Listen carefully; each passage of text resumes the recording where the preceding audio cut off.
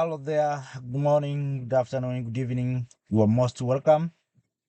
Today I have come to you with two things. First of all, why France is not ready to leave Africa, and the second one is about World Bank to stop giving money to Uganda due to the anti-LGBTQ law that have been signed by the president of Uganda. And that's why France is not ready to leave this continent. Also, you heard the Prime Minister of Italy when he told France that you are the Council of Africa. So you need to stop colonization to Africa. The CFA flank is beneficiaries to France. So all in all, Africa, we need to cut tie with the France and to find a new relationship with the France. But the current relationship with the France is exploitation relationship. So after that, let us move to Uganda, where President Yoweri Kaguta Museveni called off the World Bank after it suspended funding because of anti-homosexuality act. Uganda will develop with or without loans. And this comes after President of Uganda asked the question to the European where he said, my question is, what will the US, Europe, or Asia lose if Africa sells added value products? Uganda President Museveni calls on African leaders to stop exporting raw materials and direct investors to process them locally. Instead, Uganda has stopped the export of raw materials to boost revenue. So you see, and this is a punishment to Uganda because of this uh, homosexuality act. But I think for me is because we have seen many times Uganda not ready to be dictated by someone, and these people want to dictate Africa. So anyone who is against them, he will face a consequence economically, politically, and sometimes we know there's hopes in something like that. So as Africans, we need to define our own things, to own our economy, and to depend on others for too long. This is the problems. So our budgets are depending on the others. My question is, who is funding these projects? Who own this money? And we say this is a World Bank. It means everyone is there. Who is the world? Are we Africans in the world? Why, when it comes to these issues, we see only Africans affected much with these sanctions, these suspensions, and because of human rights violation? And I don't know, maybe we Africans, uh, we have made mistakes somewhere, and we want to have our own things, to define our own things as Africans, so that we can sustain in this world without interference by anyone. So with those few words, I was decided to share this, to update you about what is going on concerning our mother continent, Africa, how the world is watching Africa, what they have been done, and what they are doing for this continent. But all in all, we call for Africa to have a unity. The way things are going on in Africa, we need to sit down and to decide for our future. Why I'm saying that? Because you see, ECOWAS has sanctioned Niger, Burkina Faso, and Mali. Already we are divided. Recently, you heard that World Bank has suspended financial support to Uganda. We know about Zimbabwe. Zimbabwe is under sanctions. We know what's happening in Sudan currently. No one is talking about Sudan. Everyone is talking about Niger, Niger, Niger. We have forgotten about what is going on in Sudan. Our children are not going to school. Our people are not going to work. Agriculture is not conducted there. We are going to face hunger in Sudan. In Congo, all of us, we know, we keep silence.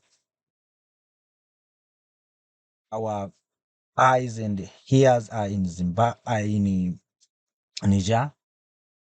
In Libya, all of us, we know what is happening. So this brings us the picture that as Africans, we need to do something. We need to do something. We need to sit down and to ask everyone, what's the problem? What's wrong with us? What can we do as Africans to restore the dignity of this continent? We are Africans. We have solutions in our hands. Our solutions is our decisions, right decisions, not the decision from outside, the decisions that will make Africa starting to work together, uniting, and starting to see each other as brothers and sisters and listening each other. I'm saying this because I see if we are not careful, if we are not careful, Africa is going to be in bad condition than before. In 60 years ago, we are under colonial. It means we are under control of someone. But at this time, we are not going to be under control. But we are going to be at loyalty with each other. If you look at the population of Africa, many of them are young people. We need to find how we can create jobs for these young people. Otherwise, these young people are going to be threat for the continent of Africa. Our young men and women are going to be used by those who have no good intention with Africa to destabilize this continent. And that is what is going on today. So we need to see how we can utilize and mobilize our resources so that we can create jobs and employment opportunities for our young men and women. We need to make sure that we have enough food so that we cannot go out for begging. It is possible. We have horrible land. We have uh, river, river Niger, Congo, Nile, Zambezi, Orange, Rufiji, Ruvuma, and any other rivers that the water is flowing throughout the year. Let us use those waters for irrigation to make sure that we produce enough food. Let us sit together and see how we can come together and allow free movement of people and goods. That is what we need in this continent. And all of us as Africans, where we are, if you are in Caribbean, if you are in diaspora, if you are in the continent, let us see how we can unite. We are here in this mess because we are so divided. We are not working together. You can wonder that someone asked me, how can you say that Niger has uranium that is going to power uh, electric in France, while in Niger itself depend on Nigeria? It is about leadership.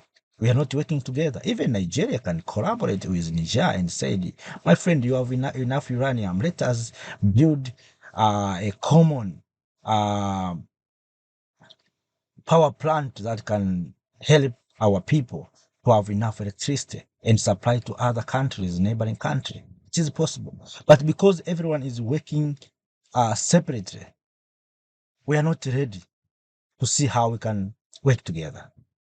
We have Hinga Dam in Congo River.